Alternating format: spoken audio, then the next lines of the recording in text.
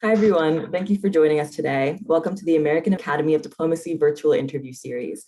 I'm your host, Kyla Denwood, and I hope everyone is staying safe during this time. The purpose of this series is to share the experiences of Academy members with students and the general public in hopes of supporting the Academy's mission of strengthening appreciation and understanding of U.S. diplomacy and foreign policy, and hopefully inspire the next generation to explore opportunities in the field. If you haven't already, please follow the American Academy of Diplomacy across all of our social media platforms for the latest diplomacy and foreign policy updates. Today, we're joined by Ambassador Alphonse La Porta. During 38 years of the Foreign Service, Ambassador La Porta served as ambassador to Mongolia, political advisor to the commander of NATO forces in Southern Europe, executive director to the special envoy for the Multilateral Assistance Initiative, and director of the Office of Cambodian Genocide Investigations. He earned a BA from Georgetown University and a master's degree from New York University and the National War College. Since retiring in 2003, Ambassador La Porta chaired the Southeast Asia Area Studies course at the Foreign Service Institute, serves part-time in the State Department's Bureau of Political Military Affairs, and is a consultant on Asian affairs to the U.S. Pacific Command in Honolulu, Hawaii. Since 2009, he has advised the Joint Staff J7 and the U.S. Africa Command, headquartered in Germany, regarding military exercise programs. In 2008 to 2009, he served as Chief of Party for Development Alternatives International on a USAID project to advise the Foreign Ministry in Pristina, Kosovo. Ambassador La Porta served as president of the American Foreign Service Association in 1997 and served as state vice president before that. He was first elected as a retiree representative in 2015. Thank you for joining us today, Ambassador La Porta. Thank you very much. If I could just make a small addendum, I just want to say that I'm still working. I am also part-time in the Bureau of International Narcotics and Law Enforcement Affairs in the State Department. And I've been doing this on a part-time basis after my time in the Political Military Bureau. So I've been with INL for about 4 years now. So I do, and because of COVID, to be perfectly honest, I'm working pretty much full time. Oh, wow. Yeah, doing a lot. I would like to start off by talking a little bit about your early career path. So what sparked your interest in international affairs and diplomacy?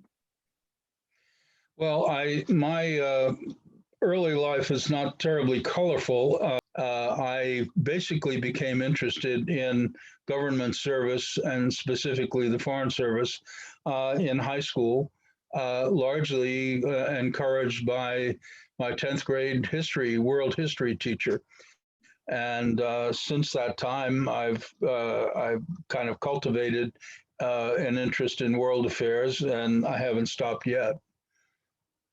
You know, everyone gets into it in a different way. And honestly, learning about it in high school is exciting because you get to start off early, I guess.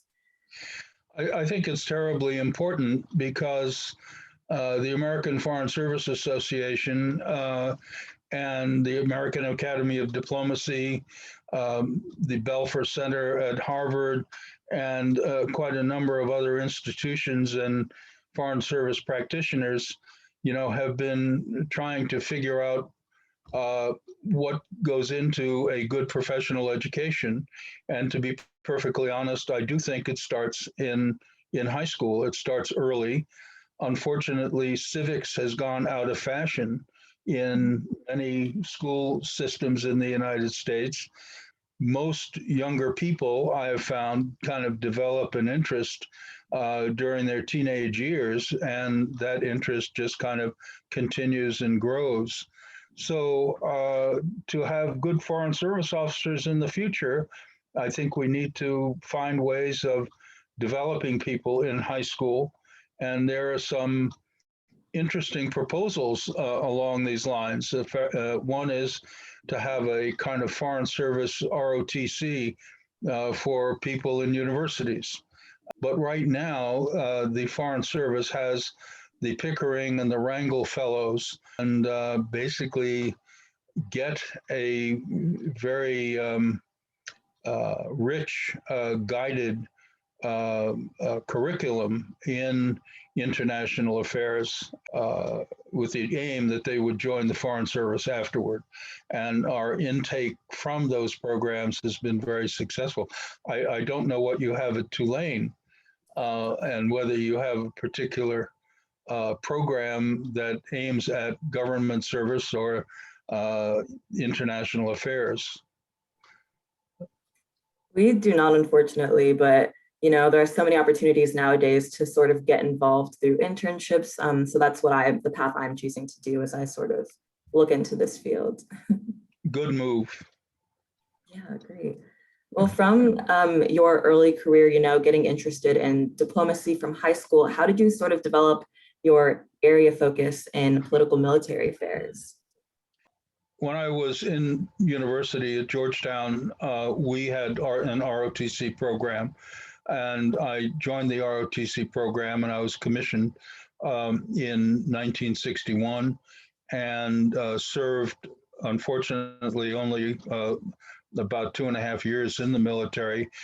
But after that, I went to the National Security Agency. I had taken the Foreign Service examination, was not successful the first time, and that's a lesson in and of itself, because very often it's people get upset when they don't pass the Foreign Service exam the first time, but second time lucky or even third time lucky is when things begin to happen. But in hindsight, kind of maintained my interest in the State Department and the Foreign Service when I was on active duty with the Army in the early 60s. And then also when I went to join the National Security Agency in 1963. And I served there for about a little over 2 years before joining the Foreign Service. Interestingly, the first time I took the Foreign Service examination, I was right out of Georgetown, and the examiners on the board in the oral examination said, "Well, Mr. La Porta, we think you have a very interesting background and a good future ahead of you, but we suggest you come back when you get some experience." So fast forward about 4 years later, when I was at the National Security Agency, I took the examination again and was successful in both the written and oral parts of the exam. I guess there's a lesson there. Number one, persevere. If this is what you think you really want to do and have a career in public service, do persevere at it. And secondly, I think it is important to have the right kind of experiences. So in today's Foreign Service, many, if not most, of the applicants or people coming into the service have a master's degree or study beyond their bachelor's degree, and also have kind of a pretty strong major in international affairs, at the undergraduate level. So it is important to build that experience. And then, as you yourself said, to go out and find some experiences like internships, and even the Peace Corps is a very powerful force in government and in terms of experience in the Foreign Service. And so I think people can find ways to get good experience to make them better applicants for the Foreign Service. Great, thank you. And following up on that, do you think that, after not being successful your first time around taking the exam, that those additional few years of experience were really consequential in your passing it the second time around? Absolutely. Absolutely. I think because then I had at least had some experience with the military. And I was trained in military intelligence. I never really practiced the art, but later on, having had at least a sampling, a few years of working in the intelligence community, also really helped with that, both in terms of training and in terms of getting on-the-job experience that directly kind of corresponded to interests of the Department of State and the Foreign Service. Wow, okay, great, thank you. So how did you develop your interest in Southeast Asia specifically? Well, that may have been a stroke of luck. I'm not quite sure. In university, both in my master's studies and in my PhD, I had taken a lot of Asian history because it was just something that interested me as a discipline. And so kind of I leaned in that direction naturally. But my first overseas assignment was in Jakarta. And I think that in the Foreign Service, we tend to be influenced very heavily by our early assignments. And so I went to Indonesia for 3 years. And my wife and I found that we really liked Southeast Asia. And we felt that this was something we really wanted to do and an area we wanted to come back to. After coming back for an assignment in international organization affairs, my second overseas assignment was in Malaysia. So that was kind of the slippery slope, and other assignments in the region followed. And also, as I think many, or if not most, Foreign Service officers will tell you, when you become kind of attached to a regional bureau, they get to know you. They know what you can do. They know what you do well and less well. And you have what we call in the State Department a corridor reputation. And so it's not quite an old boys club or an old girls club the way it's been described these days. But I think it is important to develop at least one or two regional interests or attachments early in your career, because those become the anchors for your future assignments. Okay, great, thanks. And talking more about your first few assignments, what were some of the tasks you had on your very first assignment in the Office of Planning and Management? And as a follow-up question, were these tasks what you really expected when you were thinking of your own Foreign Service career? Not at all. It was, let's say, quite a surprise, if not a shock, to be assigned to the State Department in Washington for my first tour of duty. And I was in what was then called an administrative rotation. So something that normally directs people into careers as management officers or budget and fiscal officers or personnel officers, etc. But my first tour in Washington turned out to be extremely beneficial in terms of, again, gaining experience in different things.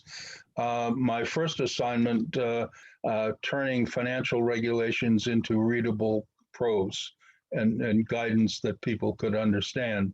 So as a brand new Foreign Service officer and having no background in finance, here I was trying to translate those regulations into real English. That was interesting, and it was a challenge. But then I went on to the Office of Management Planning, and they were developing a methodology for assessing country interest and country programs. And that was extremely challenging and interesting. And then I served the rest of my time in personnel. And when you get into the inside of the personnel assignment business, that's where a lot really happens. So you, again, gain experience that is useful in your career as you move ahead. Awesome, thank you. And speaking of moving ahead in your career, what were some of the lessons that you learned early in your FSO career that paved the way for your ambassadorship later on? Well, I think first of all, and this is a very strong characteristic of the Foreign Service, is that you learn on the job. In other words, we have not had in the State Department a strong kind of in-service academic training continuum. For example, unlike the Army, Navy, Air Force, and Coast Guard, where officers in the military serve fully 1/3 of their time in training. We don't do that in the Foreign Service. So it's learn as you go, learn from every job that you're in. And in every job, you have to approach it with the mindset that you want to learn the best practices that you can to help you translate that into your qualifications for future jobs. Awesome. Yeah, great advice there. Moving on, there was one thing that I found that was so interesting in your biography, that you served as director of the Office of Cambodian Genocide Investigations. Could you give us a little more background as to the Cambodian genocide and why the Office of Cambodian Genocide Investigations was established? Yes, there is a kernel of a good story there, and it is an example of where the Congress, in fact, was out in front of the executive branch in wanting to help resolve or to shed light on an important international phenomenon. And that phenomenon was the Khmer Rouge experience in Cambodia, the interregnum of about 5 years when the Khmer Rouge, a very dedicated and vicious Maoist type guerrilla movement, basically took over Cambodia. And during that period, there was widespread incidences of genocide. I mean, it was truly genocide in the sense there were mass killings. People like myself who wore glasses were exterminated because they were presumed to be educated if they wore glasses, and a lot of other examples like that. And they took extreme measures, rather, to wipe out the intelligentsia. And so the Khmer Rouge, in their kind of leveling of Cambodian society, also was anti-religious. They sent large numbers of people back into the agricultural sector to kind of relearn, the revolutionary principles as they taught them. But the Khmer Rouge experience cried out for international investigation. And on Capitol Hill, Senator Chuck Robb of Virginia and Senator Lugar from Indiana sponsored legislation. It was bipartisan. They sponsored a bill that was put into the State Department authorization bill, instructing the executive branch that they were to go out and establish an office of investigations for the Cambodian genocide. The idea was to promote accountability for those circumstances and the atrocities that were committed by the Khmer Rouge regime. Now, we've had many, many echoes of that. I mean, in today's treatment of the Uyghurs in Western China by Beijing, and many other kinds of circumstances since then, where an international investigation and accountability through a judicial proceeding and so forth has helped not only resolve the questions of what happened during the Khmer Rouge period, but has kind of promoted a kind of national healing so that the country could come together on a new basis and move on by having closure. But the main point of the Cambodian investigations initiative was to get the U.S. government involved at a high level in beginning to work with the Cambodian government, the Cambodian people, and others in trying to unpack all of the events of the Khmer Rouge period, so that it could reconstruct Cambodian society and move on. The Cambodian genocide legislation gave the administration $3 million, and the Bureau of East Asian and Pacific Affairs was kind of at sea. What are we going to do with this program? It's in the legislation, so we have to do it. But what are we going to do, and how can kind of we fulfill the spirit and letter of the legislation? So the Assistant Secretary of East Asian and Pacific Affairs asked me to set up a program to get some results, that would, lead to an international effort to not only investigate, but to prosecute the Khmer Rouge. We did that. We spent about $1 million in Cambodia to set up what has now become the Cambodian Documentation Center. This was kind of modeled on the Holocaust investigations of Elie Wiesel and other people, where they accumulated testimonials like the one that we're doing right now, interviews,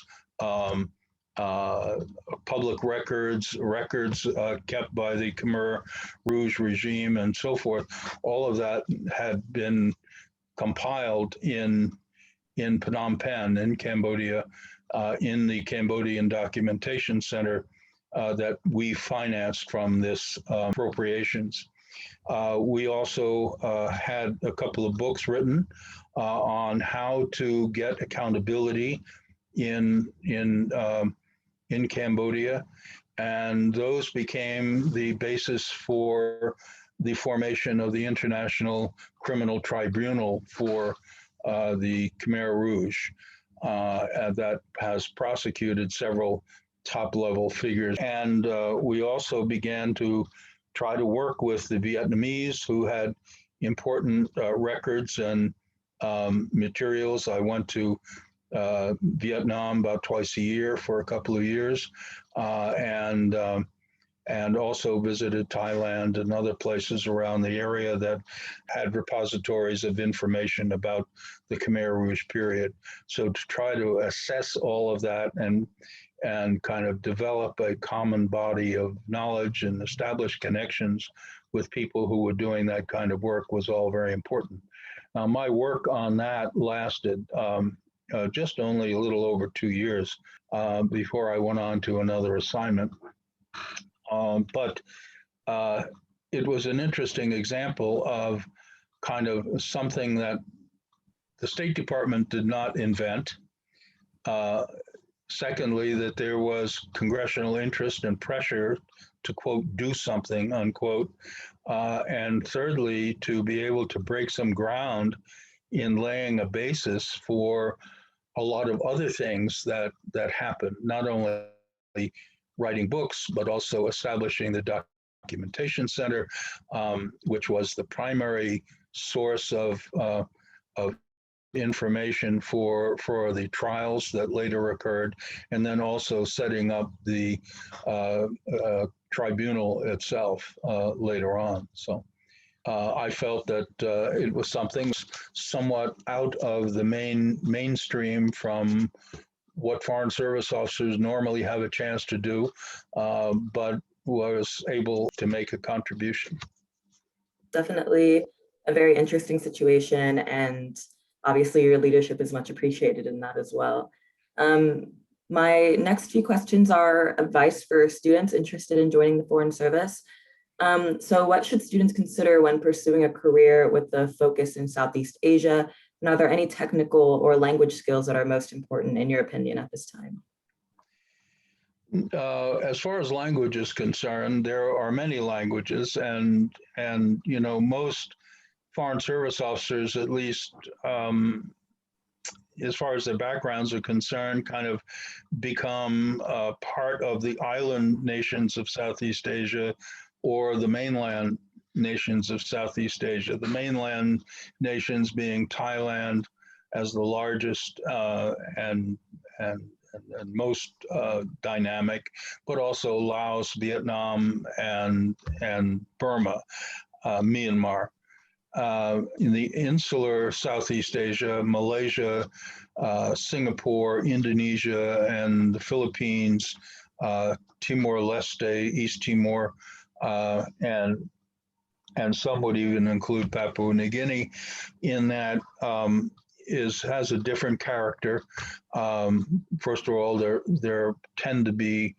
either Muslim or Christian. They're not Buddhist, but also the linguistic qualities are different.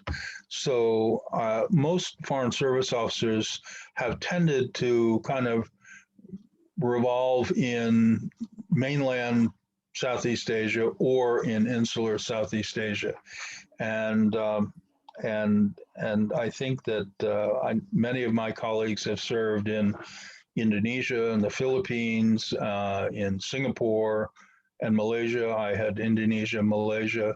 I had my aspects of my work over the years took me a lot to the Philippines, and I later worked on the Philippines full time, but from Washington, not from Manila. So I guess I could be characterized as an insular person as opposed to a mainland person. Other friends of mine, have kind of specialized or started off in Burma, learned Burmese, then went to learn Thai, and worked in other areas. So you have that kind of natural divide. As far as what can you do, I think that, frankly, the emphasis in the Foreign Service of kind of experiential and on-the-job learning means that you basically seek assignments in the countries that you're interested in. And not to be exclusive about it, it is always desirable, as the personnel people will always tell you, to have at least experience in 2 geographic areas. So a lot of officers that I know in Asia also have experience in Africa. That seems to be a good place, a good mix of interest, where officers, even at the ambassadorial level, have gone on to 1 or 2 assignments in Africa, and then they've come back to Asia and served, as chief submission in 1 or 2 countries in Asia. I would say probably that's the most common duality, if you will, of where Foreign Service officers kind of find natural homes. It's in Asia and Africa, less so in Latin America. I don't know many officers who are primarily Asianists who also served in Latin America. 1 or 2 kind of friends have served in Cuba over the years, or Haiti, but not really Latin American specialists. So you tend to develop these deep specialties on the job and through your assignments. Great, awesome. Thank you so much. Great advice. And that about wraps up all the questions that I have for you today. But thank you so much for joining us today, Ambassador La Porta. Thank you. And please, if any questions come up, please let me know and we can talk again. I appreciate the opportunity to be with you. Great, thank you so much. And this has been another installment of the American Academy Ambassador Interview Series. For more information on U.S. diplomacy and foreign policy, please check out our website at academyofdiplomacy.org and our social media platforms. Thanks for tuning in, and we'll see you next time. Thank you very much.